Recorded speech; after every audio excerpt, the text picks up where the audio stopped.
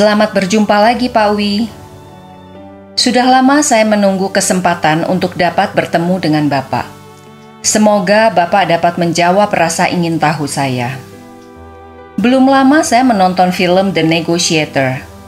Dalam film tersebut, seseorang dapat mengetahui ketika lawan bicaranya berbohong hanya dengan melihat pola pandangan mata lawan bicaranya.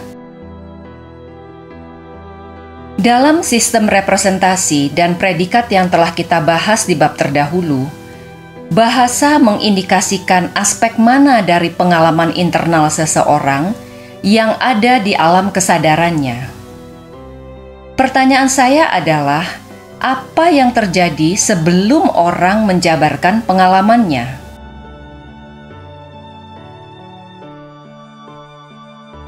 Baiklah, kita bahas hal itu.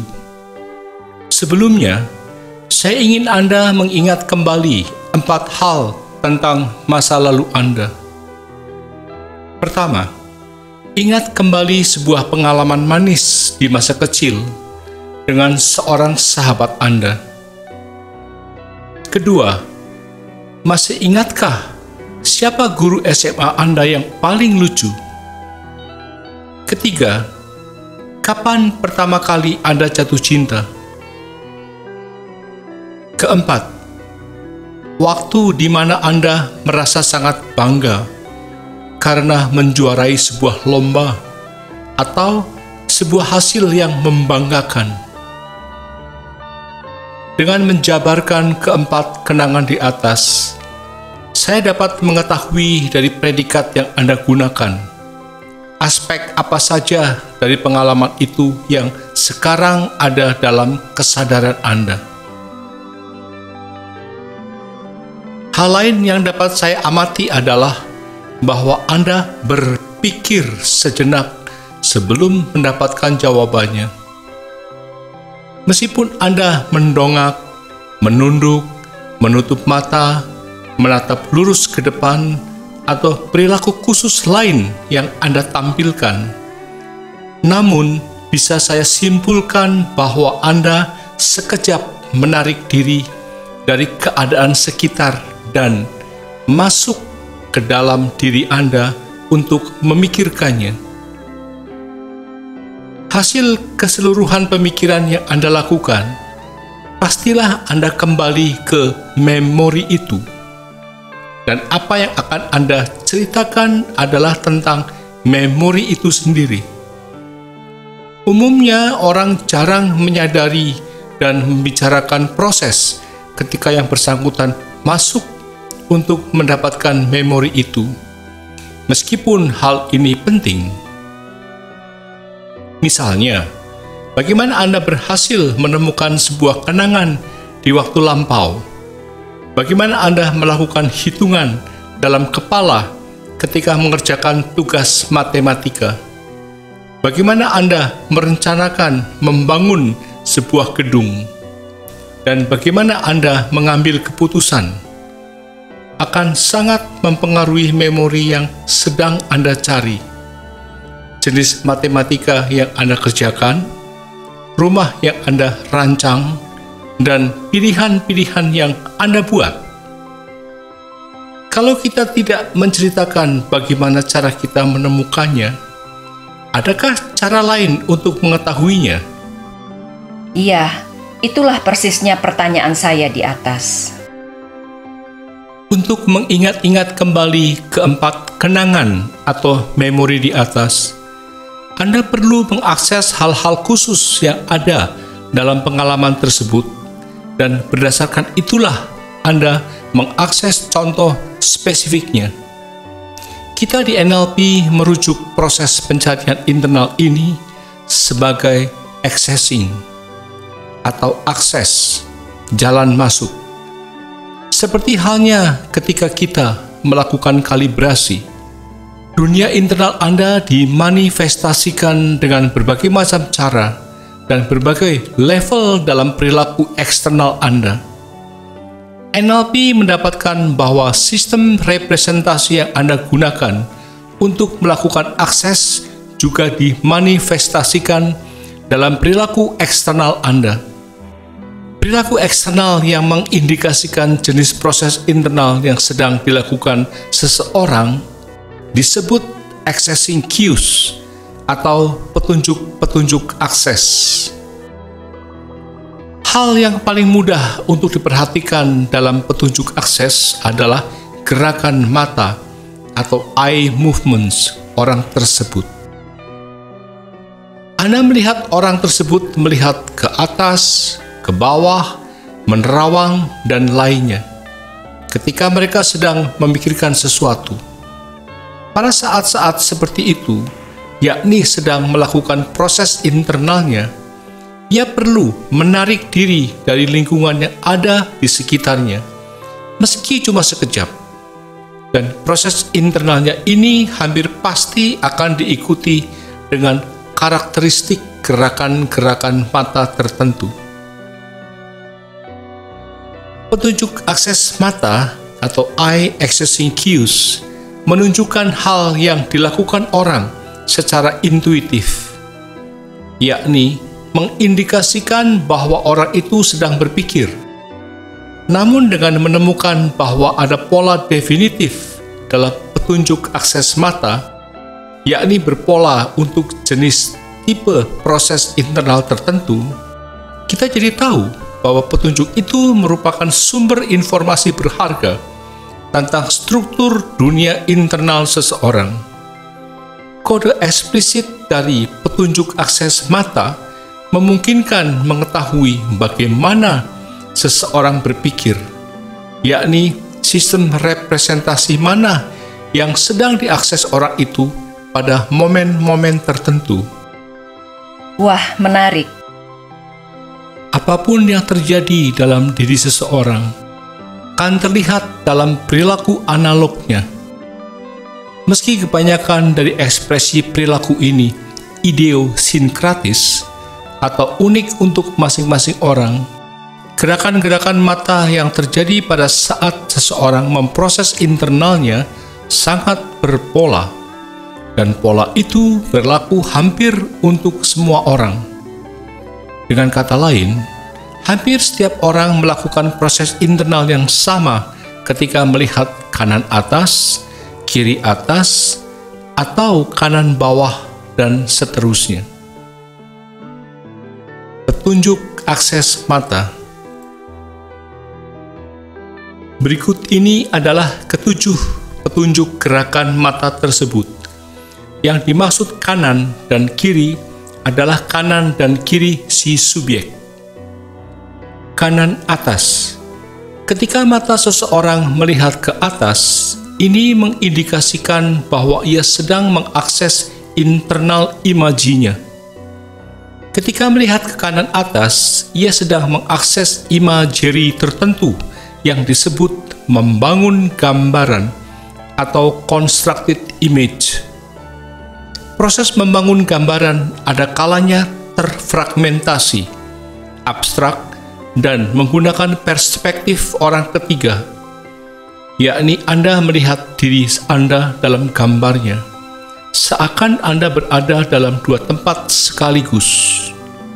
Sebagai contoh, yang dimaksud membangun gambaran di sini misalnya, akan seperti apa tampaknya kalau Anda duduk di sana dan membaca halaman buku ini.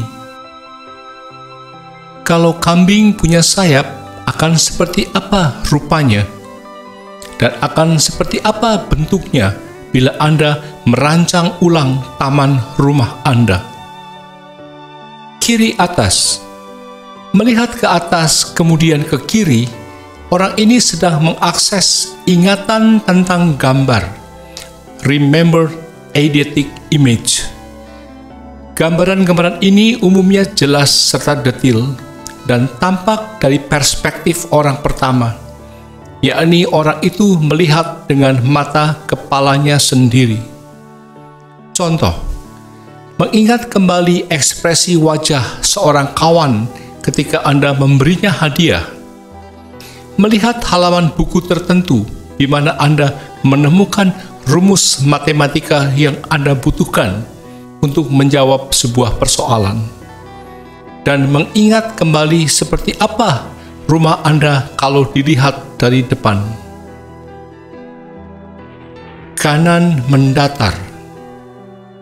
Orang mengakses, membuat suara-suara atau auditory constructed melalui gerakan mata lurus pada level yang sama dengan normal dan kemudian ke kanan. Mengakses dengan cara ini artinya menggabungkan suara-suara dan verbalisasi. Contoh, bagaimana membuat sebuah nada suara tertentu dan bagaimana menerangkan sesuatu pada orang lain. Kiri mendatar. Ketika mata seseorang berada pada level mata, lalu bergerak ke arah kiri, merupakan petunjuk aksesnya untuk mengingat suara-suara atau auditory remembered. Inilah yang Anda lakukan ketika mencoba mengingat nada favorit atau verbalisasi. Misalnya kalimat apa yang baru saja diucapkan teman Anda beberapa menit yang lalu. Kanan bawah. Ketika orang melihat ke kanan bawah, ia sedang mengakses sensasi kinestetiknya, atau kadang juga penciuman dan pencecapan. Misalnya, bagaimana rasanya menggenggam sebongkah es batu di tangan? Bagaimana rasanya ditinggalkan pasangan? Bagaimana rasa nasi goreng buatan ibu Anda? Kiri bawah. Akses petunjuk ini mengindikasikan orang itu sedang memproses internal auditorinya, termasuk suara dan verbalisasi. Akses ini nampak jelas ketika seseorang sedang mendengarkan dialog batinnya sendiri. Lurus ke depan, fokus. Anda mungkin kerap melihat orang tidak menggerakkan matanya dan tampak defokus. Orang ini melihat ke arah Anda, tapi sebenarnya tidak melihat Anda. Ia sedang melihat gambaran internalnya, mungkin sebuah ingatan atau remember, atau mungkin pula membangun sebuah gambaran atau constructed. Di bawah ini adalah gambar ilustrasi petunjuk akses mata.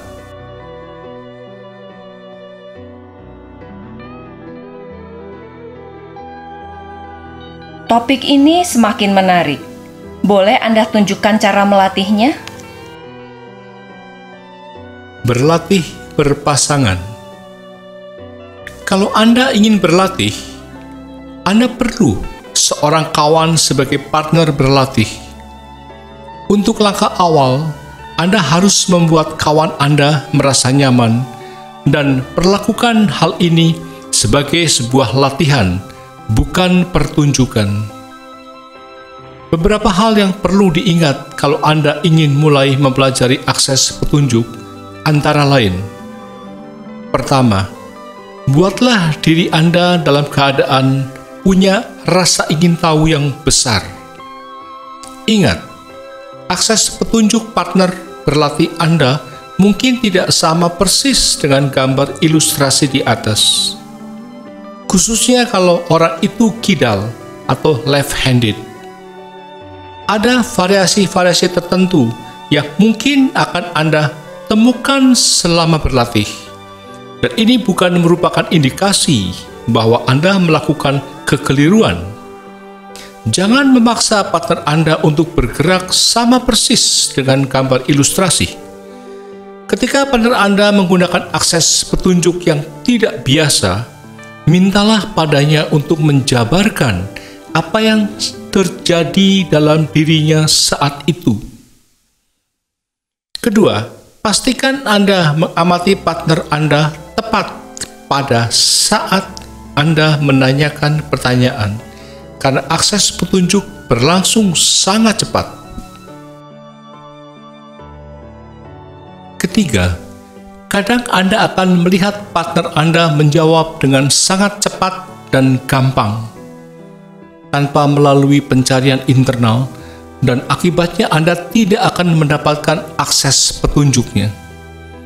Kalau hal ini terjadi, Lontarkan pertanyaan yang lebih kompleks, sesuatu yang harus benar-benar dipikirkan jawabannya. Bandingkan contoh pertanyaan berikut. Apa warna favorit baju Anda?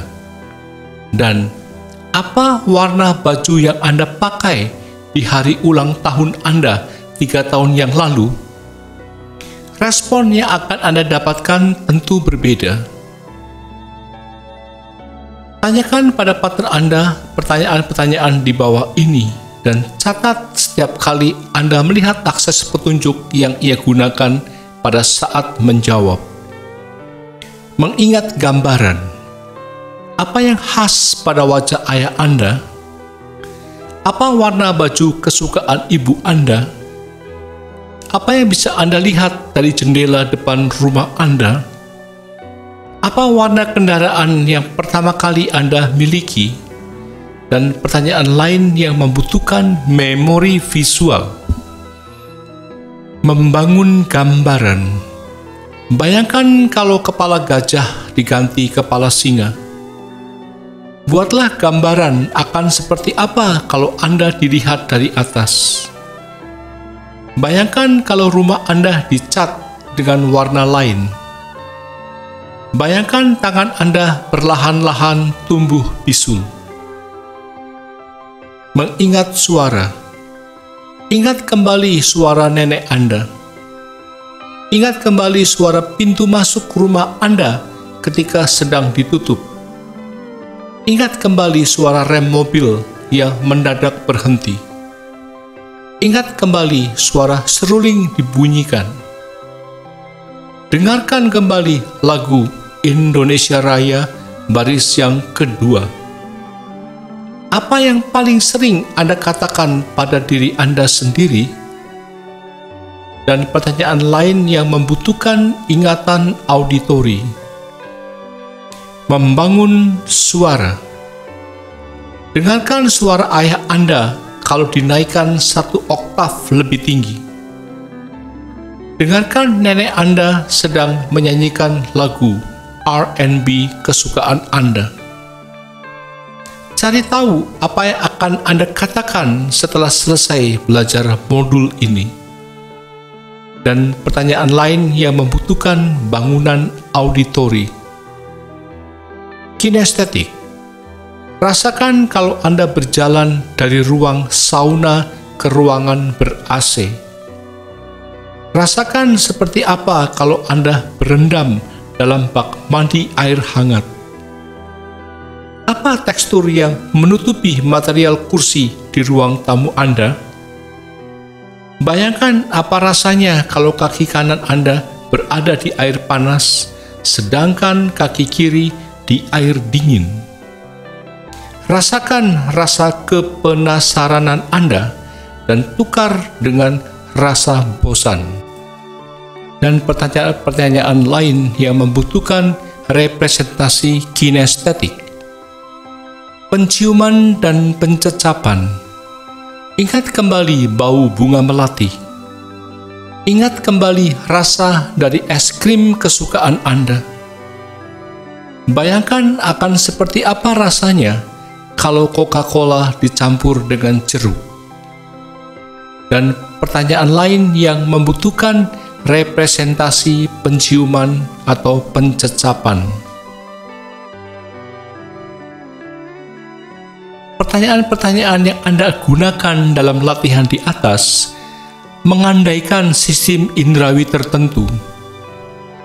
Dengan mengarahkan pikiran partner Anda dengan cara ini, Anda punya kesempatan untuk mengkalibrasi pola aksesnya.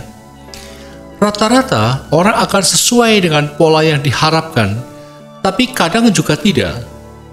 Anda perlu mengkalibrasi idiosinkratisnya dengan memberikan pertanyaan yang mengarahkan sistem indrawinya dan perhatikan kemana serta bagaimana matanya akan bergerak pada saat mengakses. Dalam memberikan pertanyaan di atas, ada kalanya Anda melihat partner Anda berubah melalui 2 lebih akses petunjuk ketika menjawab 1 pertanyaan. Hal ini terjadi karena seringkali orang harus melalui sejumlah sistem indrawi untuk melakukan proses internalnya.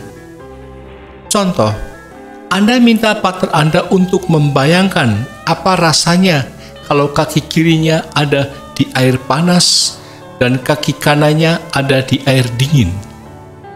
Partner Anda merespon dengan melihat ke kiri bawah, lalu kiri atas, kemudian kanan atas, lalu kiri atas lagi, kanan atas lagi, lalu kanan bawah, dan sesaat kemudian mengangguk, menunjukkan ia sudah bisa merasakannya.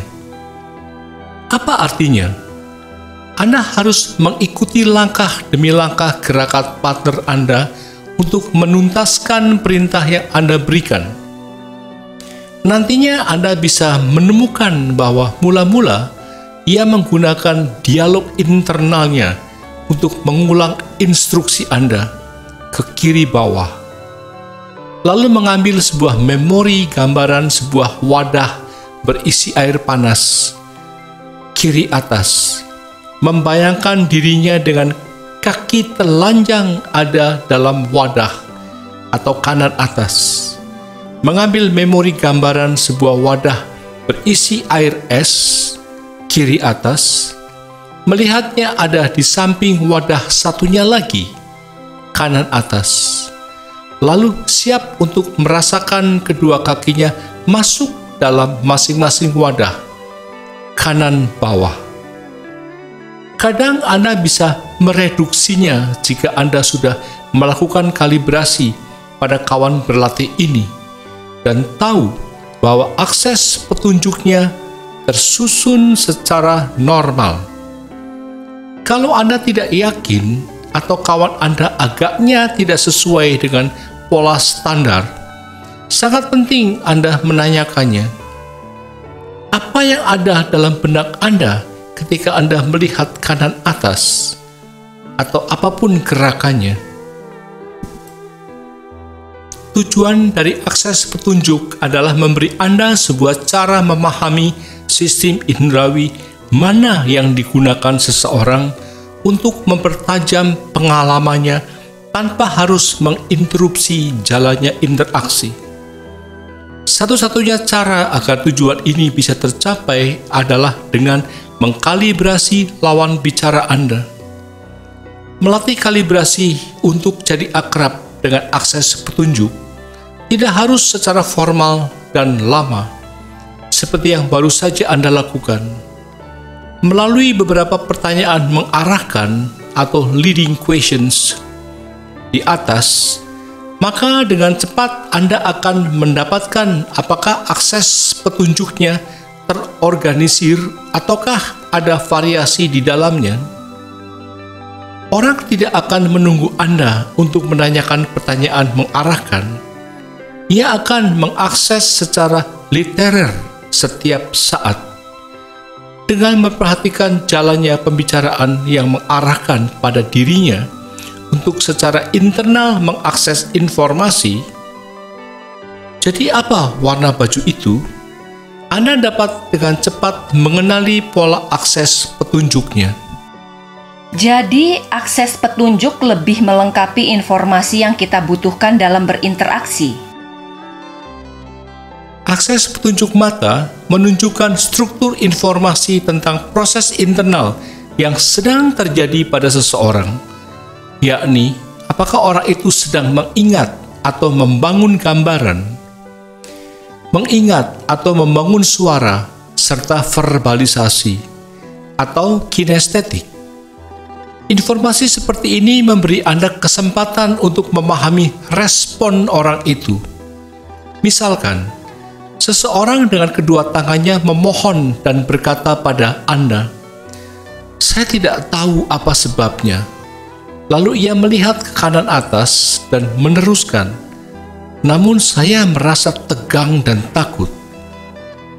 Dari predikatnya, merasa, kita tahu bahwa kesadarannya ada dalam kinestetik.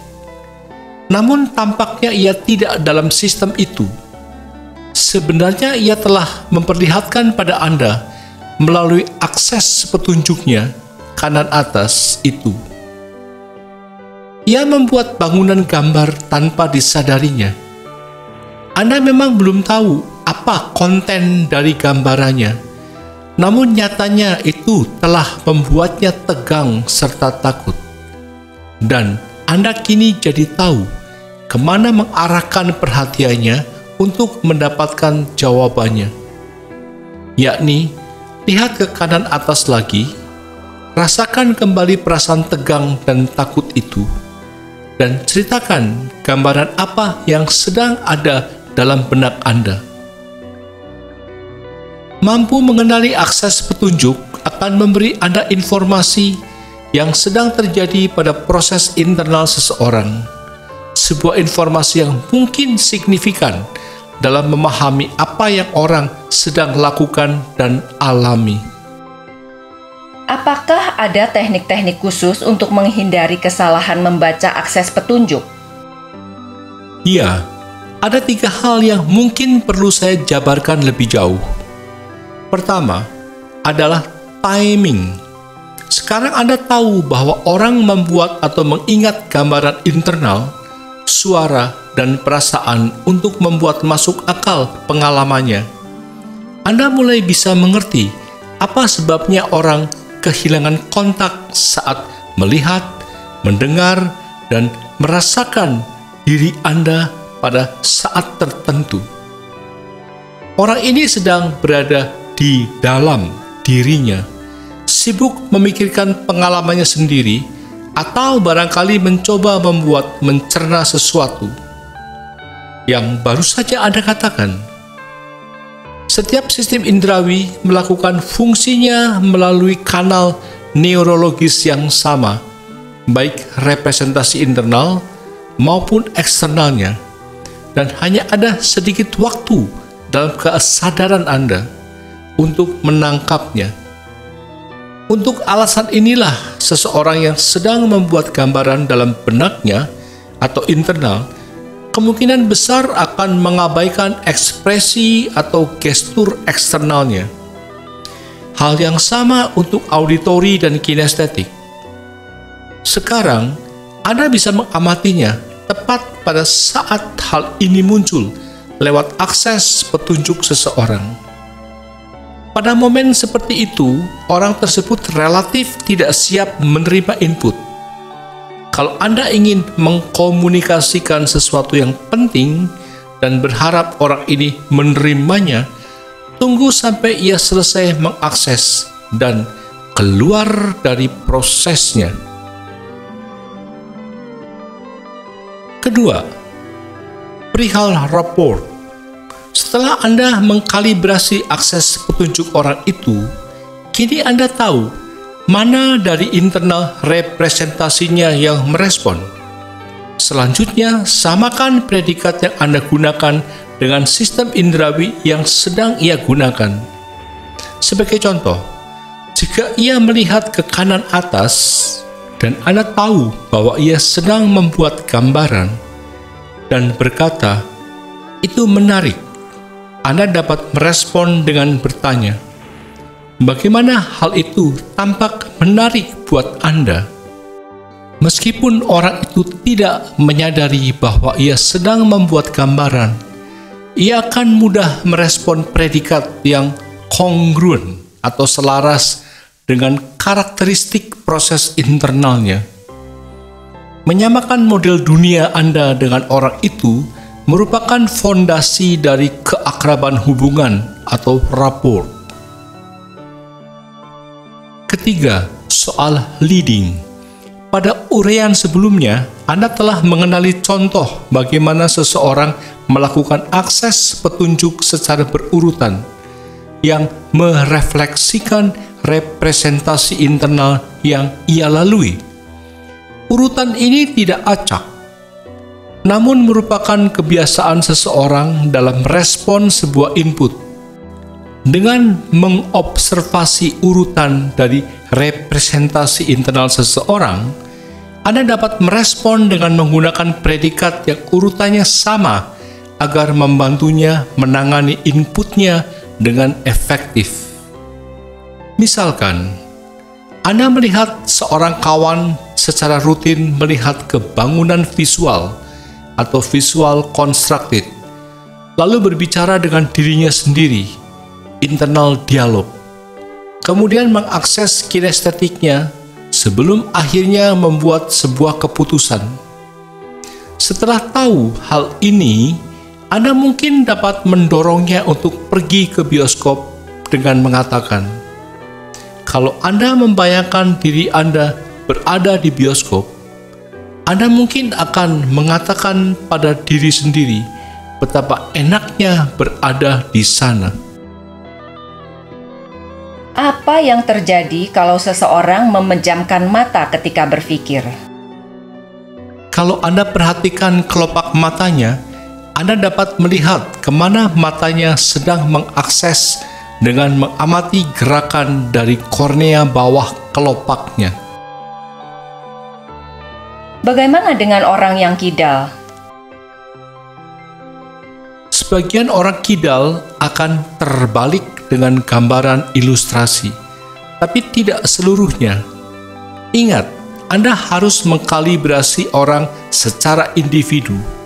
Kalau tidak, Anda akan kehilangan informasi berharga. Kalau orang memang unik, kenapa Anda membuat gambar ilustrasi? Mungkin 95% orang konsisten dengan gambar ilustrasi akses petunjuk. Jadi sangat berguna untuk memperlakukannya sebagai sebuah model. Jangan mencoba membuat orang sesuai dengan gambaran ilustrasi. Mengapa kita mengakses seperti ini? Kita tidak tahu persis mengapanya. Bukannya kita tidak peduli dengan mengapa. Ini karena cakupan NLP hanya tentang bagaimana orang melakukan sesuatu, bukan mengapa ia melakukannya. Apakah ada pengaruh perbedaan budaya dalam akses petunjuk mata? Sejauh yang NLP amati, tidak ada. Pola ini konsisten secara lintas budaya dan etnis seluruh dunia. Bagaimana halnya kalau orang berkedip? Tergantung.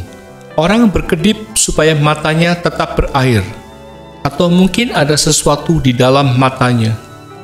Berkedip juga digunakan untuk mengubah gambaran internal, seperti menekan tombol next pada slide projector, dan kadang suara atau perasaan internal juga. Untuk orang yang sedang belajar akses petunjuk, kadang kedipan mata tidak bermakna lagi, terutama ketika ia melihatnya setelah yang bersangkutan usai berkedip, atau berkedip beberapa kali dengan kecepatan tinggi. Bagaimana saya menggunakan informasi ini untuk diri sendiri? Manfaat untuk diri sendiri. Salah satu cara memperlakukannya adalah dengan menyadari bahwa perubahan gerakan mata adalah cara otak membantu mengakses informasi. Setelah tahu hal ini, Anda bisa membantu diri sendiri untuk mengakses informasi dengan secara sadar menggerakkan mata Anda. Contoh, kalau Anda butuh mengingat seperti apa bentuknya, Anda dapat melihat ke kiri atas, mengingat visual. Untuk mengingat kembali apa yang dikatakan, Anda dapat melihat kiri mendatar, mengingat auditori. Untuk mengukur perasaan, Anda dapat melihat ke kanan bawah dan seterusnya. Selain akses petunjuk mata, ada cara lain? Ya, sebenarnya hampir seluruh potongan informasi perilaku analog atau nada suara dapat merupakan manifestasi dari proses internal tertentu. Contoh, kalau Anda melihat seorang wanita berkedip, Anda dapat mengatakan, "Aku suka wanita berkedip." Atau, "Aku suka wanita berkedip." Atau, "Aku suka wanita berkedip." Ini karena cakupan NLP hanya tentang bagaimana orang melakukan sesuatu, bukan mengapa ia melakukannya. Jika Anda memperhatikan seseorang melihat ke kanan bawah, biasanya menurunkan kepala dan pundaknya. Gerakan pundak dan bahu tersebut dapat digunakan sebagai petunjuk akses internalnya. Selain itu, perubahan pola pernapasan juga sering diiringi oleh akses jenis tertentu. Anda mungkin melihat orang berhenti bernapas sejenak ketika mengakses visualnya, dan bernapas dengan lambat dan dalam ketika mengakses kinestetiknya. Perubahan cuping hidung adalah hal yang umum dalam akses penciuman, dan menjilat bibir sering berhubungan dengan akses untuk pencecapan. Anda mungkin mendapatkan perubahan titik nada lebih tinggi ketika seseorang mengakses visualnya, dan lebih rendah ketika mengakses kinestetiknya. Kita konsentrasi pada akses petunjuk mata hanya karena hal itu sangat biasa, terjadi pada umum, dapat diprediksi, dan mudah diobservasi. Lalu ke depan,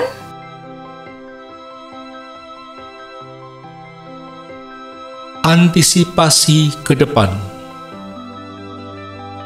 Akses petunjuk mata seperti halnya predikat, perubahan warna wajah, postur, pola bernapas, dan perubahan ukuran bibir adalah cara lain orang memberi informasi apa yang sedang dialaminya. Anda cuma butuh memperhatikannya. Lalu mengapa dicemaskan? Untuk menjawab pertanyaan ini, ingat-ingatlah kembali suatu ketika. Misalnya, Anda ingin menyampaikan sesuatu pada seorang kawan, mencoba berkali-kali namun tampaknya tidak sampai, karena waktu itu Anda sedang masuk dalam diri Anda. Percakapan Anda dengan seorang teman baru yang Anda pikir punya kesamaan minat, dan karenanya Anda ingin mengenalnya lebih jauh, namun tampaknya tidak nyambung, tanpa alasan yang jelas, dan malah timbul miskomunikasi. Anda ingin sekali membantu orang yang Anda sayangi untuk menemukan sesuatu atau membuat keputusan, namun Anda tampaknya tidak dapat membantunya sampai tuntas. Dari 3 insiden di atas, ambil salah satu yang ingin sekali Anda lakukan dengan cara berbeda. Kembalilah ke awal dari kenangan itu, dan bawa serta pengetahuan Anda tentang akses petunjuk mata yang kini Anda miliki. Amati dan dengarkan orang itu. Perhatikan bagaimana akses petunjuknya membeberkan pada Anda apa yang sedang dipikirkannya. Kini, dengan informasi yang ada dalam genggaman Anda, buatlah lebih masuk akal interaksi yang terjadi. Kemudian, gunakan pemahaman baru itu untuk mengubah bagaimana Anda merespon orang itu. Perhatikan apa perbedaannya sekarang.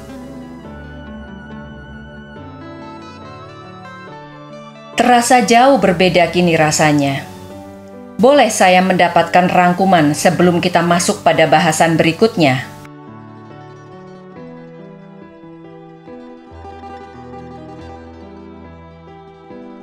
Proses internal memerlukan pencarian dan atau menghasilkan representasi dari informasi.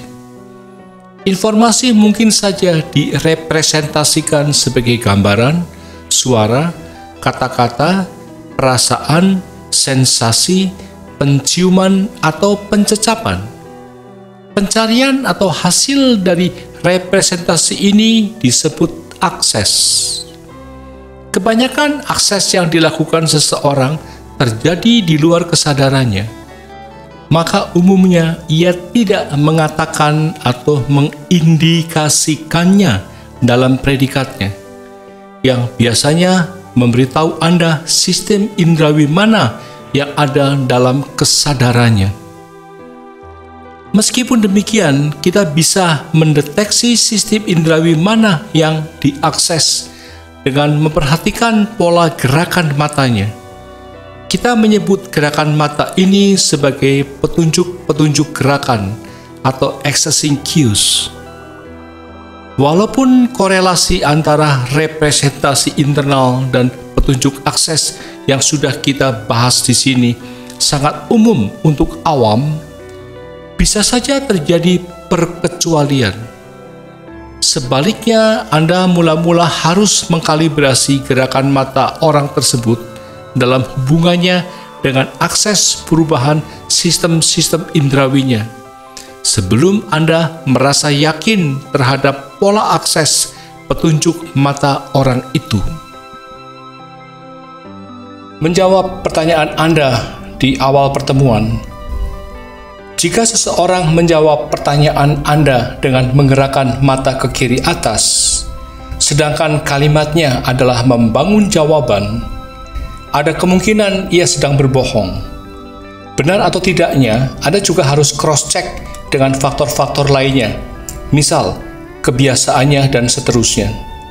Setelah cukup lama Anda belajar dan berlatih, lama-lama Anda akan piawai dalam membaca orang seperti ini. Baik Pak Wi, saya rasa cukup pertemuan kali ini.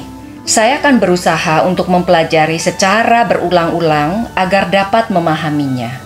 Semoga di pertemuan yang akan datang kita dapat membahas topik NLP lainnya. Terima kasih.